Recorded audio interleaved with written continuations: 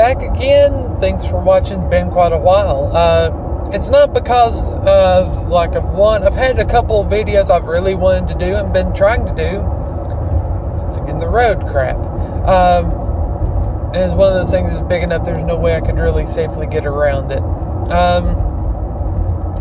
And I've tried to do them, but for some reason I have an LG phone I'm working off of. I don't have a camera. And if you know anything about LG phones, apparently they have crappy batteries. So basically, right now it's pretty much, I'm on the second phone and my second battery, and it's not even been 2 years since I got it, and it's basically living off the power cord. By the time I do my 40-minute commute to work, I can lose 10 percentage points off of my battery life just sitting there on my lap. Not even in my pocket where anything could touch it, just on my lap. So I'm at a red light I can scratch. But some things I've been working on. Just wanted to give an update on some things. I've got a few projects I'm working on. I've got an old pistol I'm teaching myself to rust blue on. I might get that done this weekend. I've got to replace the fuel line on a set of gas hedge clippers because, well, after 20 years it finally dry rotted. Trying to rescale the straight razor. If you don't know what that is, the scales are the usually plastic handles on it. I made them all from scratch from a tortoiseshell acrylic. They don't look half bad, especially for my first time working with it. I'll give credit where credit's due. I've never worked with acrylic really.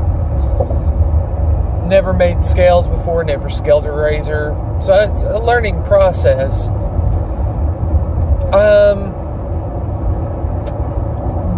But they do look good. I'm having to fall back and punt the pinning material I got for it's too small, so I've got to order more. I was going to, and then the fine folks at Vet Ranch came out and said, on their Facebook page, said, "Oh, we need money for vaccines." It was so an animal hospital wouldn't be shut down, or animals.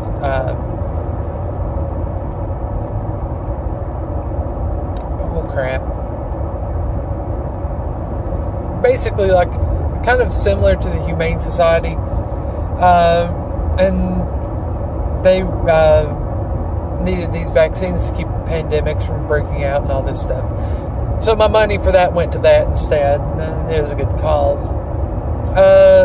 Got plenty of muscadines, it looks like, hopefully. If the weather doesn't misbehave and the bugs don't get on them. I'm excited about that, especially if I can make some muscadine wine. The other big thing is I may have helped take down a crappy gunsmith/dealer. One of the military surplus groups I'm on, there's a picture posted. This guy has a Browning 1919 from World War II. If you don't know what that is, it's a Browning submachine gun. And he was needing a new barrel on it and was trying to get it rechambered from 32, I think it was, to 308.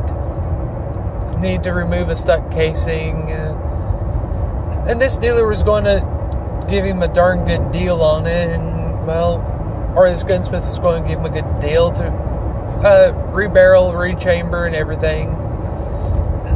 And he got it there, and then came back and said, "Oh, you owe me $9,500 or something like that." Right at 10 grand. And the guy understandably got upset because he had never, that was a big jump from a few $100 to, almost 10 grand. So he was not happy. I don't blame him. I would have been too.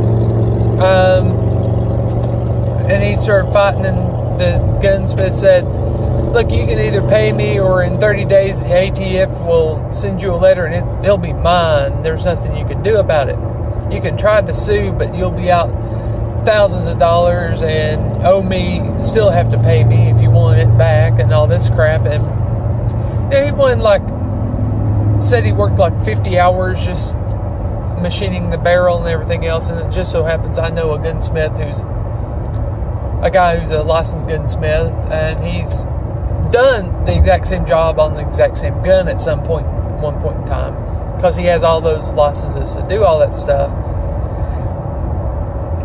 And he said it should take like 2.5 hours tops. And as far as a barrel exchange, it was designed to be rebarreled, shoot it till the barrel gets hot, take it off and swap it out and get back to work. He said if you don't even have everything laid out ready to go, it should be 15 minutes tops to change a barrel out. So basically, he said that it was a bunch of bull. Most likely it was he got the gun, decided he liked it, and it was either going to be a big payday or he's going to have the gun.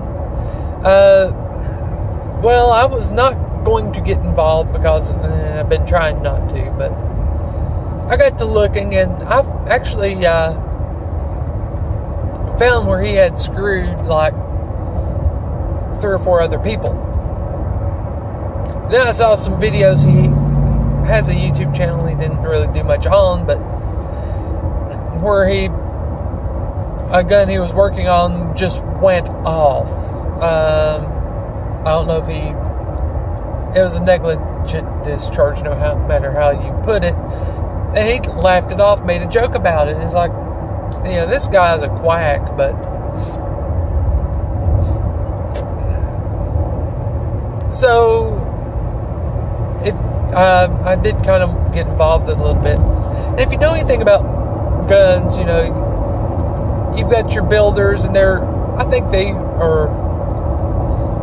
act more like younger people, like I'm supposed to act. They'll bitch, moan, and complain. But you get your military surplus collectors, and they're more the older people, more like I act. And it's more like, you blame whippersnappers, that kind of ordeal. Well, they're more apt to take action. That's what we did. We kind of got bound together, and we made sure it was all over the internet, and we made sure we kind of went after him on his business Facebook page. Of course, he removed comments and blocked us on his personal Facebook until the point he actually wound up taking his professional Facebook page down. But more on that. As things come out, people started making contact with this guy who had been screwed. People had been screwed, started making contact with this guy. And this guy was actually a member of this Facebook page until one of the moderators realized, oh yeah, about 2 years ago, this is the guy that stiffed me on these parts that I ordered from him. And he got blocked and banned and all that stuff. Well, more and more people started coming out of the woodwork, contacting this gun owner and sending information, and ATF was contacted, lawyers were contacted, and well, one of the people who he had stiffed just so happened to be the Postmaster General for his local post office. And while information was being spilled out, apparently, while talking to the postmaster, some things were done that constituted mail fraud. So you have basically trying to extort a large amount of money out of a guy, or stealing his machine gun. I'm pretty sure anything involving that would be under the NFA federal offense, felony. Mail fraud probably would wind up being a felony, especially since it involved guns. And if there's enough theft, basically theft where he held people up on parts and parts kits and stuff, that could cross over into the line of felony. And these people actually have documentation to back it up, because he went on the Facebook page to defend himself, saying, oh, well, I've had this gun for 6 months and it's been back and forth. And the owner said, no, here's all the information on the shipping. It's only been there since February, and here it is, about the middle of June.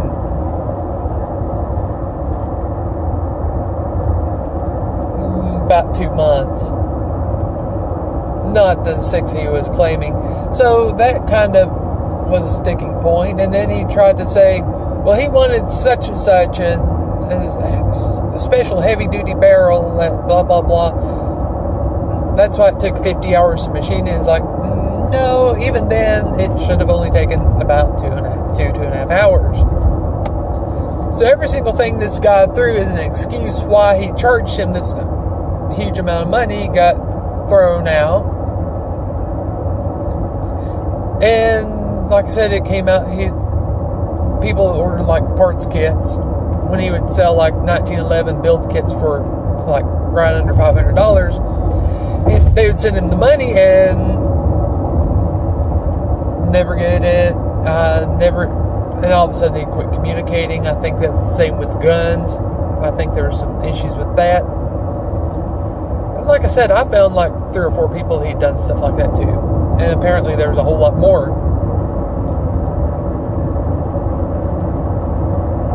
And so, I mean, this guy, I hate it for his friends and family, people who thought he was running above, on the level of business. I hate it for them because they're going to get stuck in the middle. For the victims of his actions, I'm actually kind of glad of this. I'm kind of hopeful that they can at least get something back for what he's done. Part of what he took from them. If they can even get part of it back, that'd be great. And I'm hoping that through this, he'll be put in a situation where he'll never be able to do anything like this ever again. There's no sense in being a liar and a thief. If you can't make a living being honest, you need to change your line of work, or you need to do something. But to lie and steal and just be a piece of crap like that, no, there's no place in the world for people like that. Unfortunately, people like that try to make a place because they don't want to put the time and effort into being, making it as a decent person. I guess it's easier just to lie and steal and everything else and take from those who actually do try.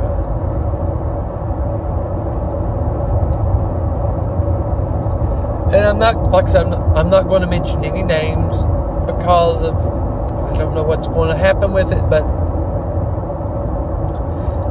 I'm kind of hoping this guy goes away for a little while.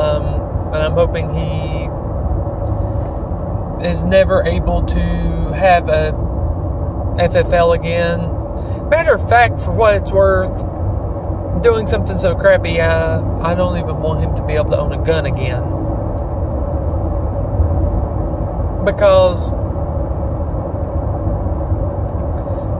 anyone who would do something like that, they're the types that would have no issue putting a bullet between your eyes over $5. I mean, let's face it.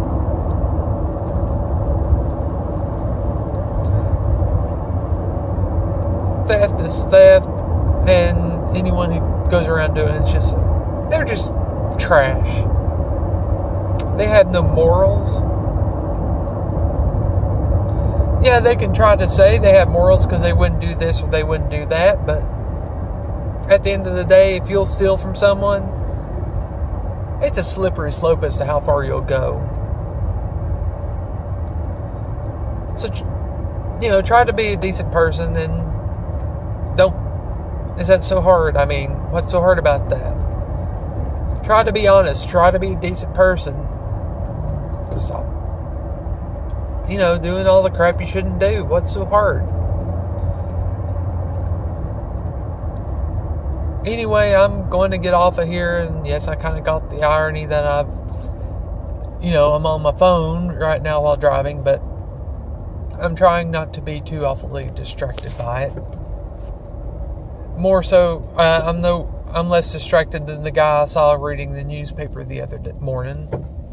Anyway, I'm going to get off here. I'm about to the house. I'm going to fight to try to see if I can get this uploaded. I tried to do a live stream, hoping that would make it a little bit easier, cut down the upload time, but I couldn't get it to work. I may be young, but I'm not tech savvy. I'm old at heart. Anyways, laters.